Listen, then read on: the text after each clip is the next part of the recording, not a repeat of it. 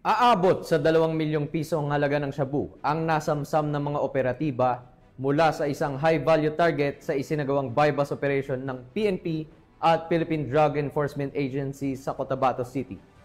Nasa kustudiya na ngayon ng mga otoridad ang sospek at nahaharap sa kasong paglabag sa Republic Act 9165 o ang Comprehensive Dangerous Drug Act of 2002.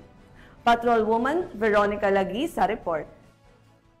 Nasamsam ang mahigit 2 milyong halaga ng shabu mula sa isang arestadong high-value target sa isinagawang operasyon kontra droga ng Philippine Drug Enforcement Agency Lanao del Sur Provincial Office sa Barangay Sabala, Manao Proper, Marawi City nito lamang ika-10 ng Abril taong kasalukuyan.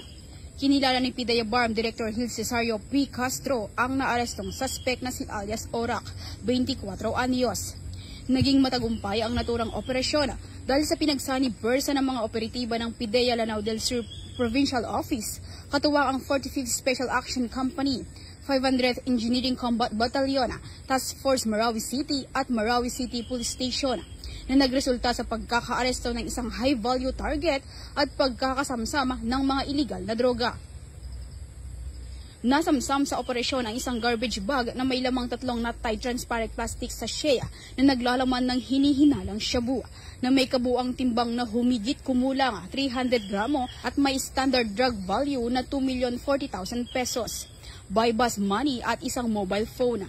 Maharap ang suspect sa kasong paglabag sa Section 5 Article 2 ng Republic Act 9165 o Comprehensive Dangerous Drugs Act of 2002. Anya Director Castro, ang matagumpay na operasyong ito ay patunay na matatag na ugnayan at pagtutulungan ng mga kapulisan at ibang ahensya ng pamahalaan sa patuloy na laban kontra iligal na droga sa Lanao del Sur at sa buong rehiyon ng Bangsamoro.